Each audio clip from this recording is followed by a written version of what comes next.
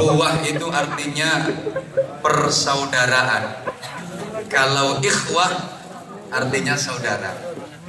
Jadi ukhuwah Islamiyah itu artinya persaudaraan yang diatur oleh syariah Islamiyah. Persaudaraan yang diatur oleh undang-undang agama Islam. Dan memang bagi Allah agama itu ya hanya Islam. Mulai zaman Nabi Adam sampai akhir zaman, agama itu ya cuman Islam.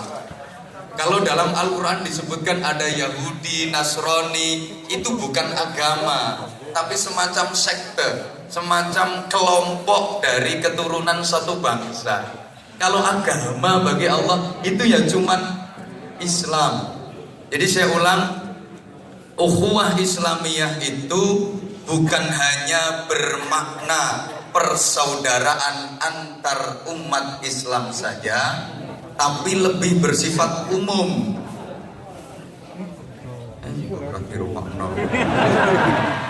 Modelnya itu universal.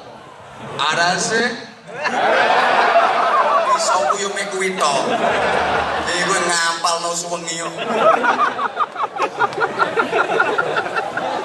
Bener kok enggak.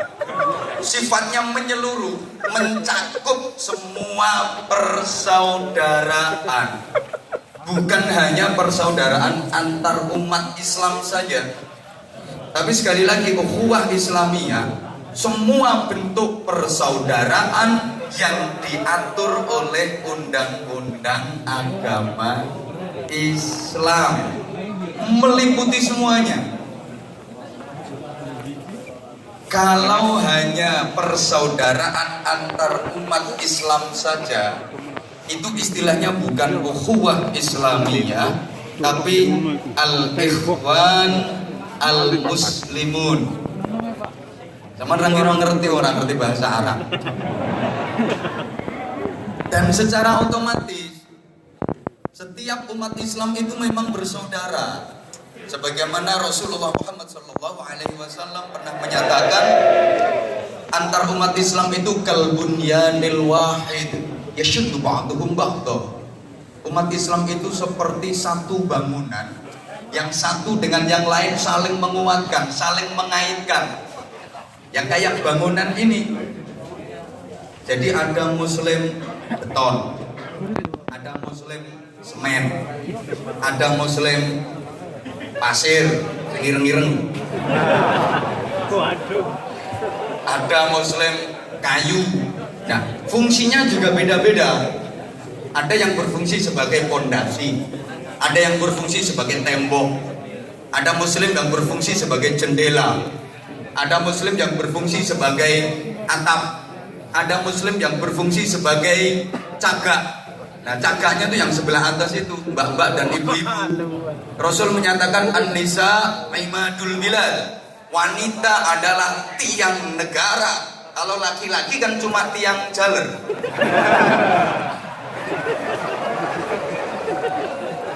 Jadi kalau Islam sudah menyebut dan mengatur ukhuwah Islamiyah, persaudaraan yang diatur oleh undang-undang agama Islam, maka sebenarnya tak perlu ada istilah ukhuwah-ukhuwah yang lain.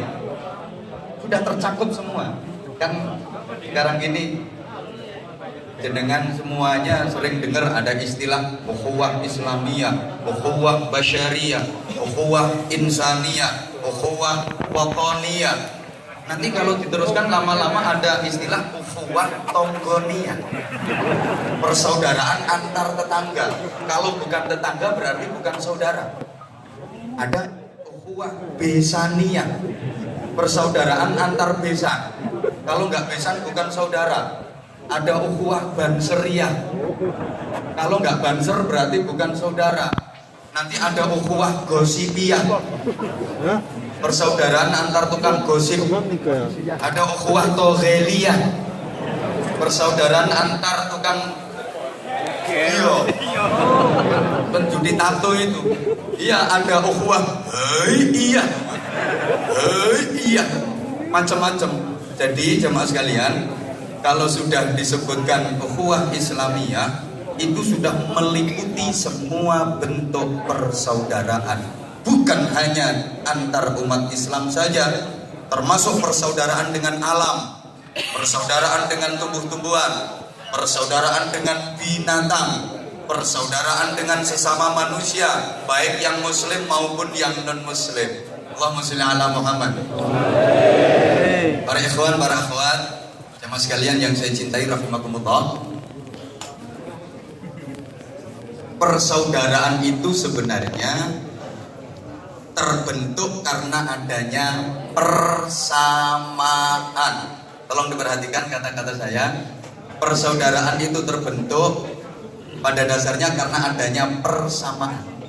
Karena terjadi persamaan, maka terjalinlah persaudaraan.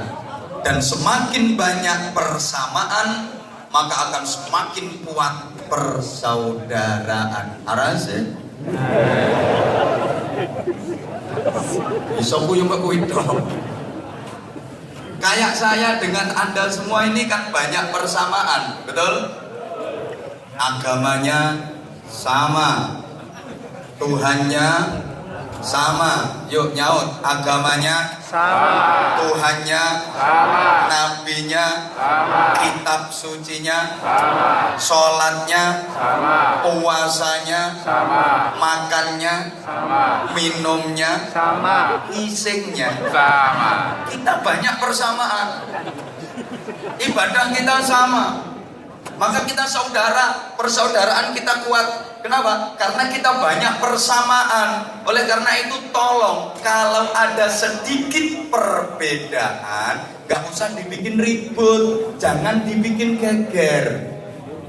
Kan lebih banyak persamaannya daripada perbedaannya. Kadang-kadang gara-gara beda rokaat sholat tarawihnya terus ribut.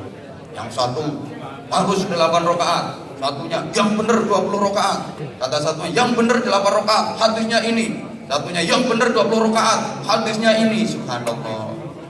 Jangan lihat perbedaannya, jangan lihat hitungan 8 dan 20-nya, tapi lihat sama-sama sholat tarawihnya. Tergantung bagaimana cara kita menyikapinya.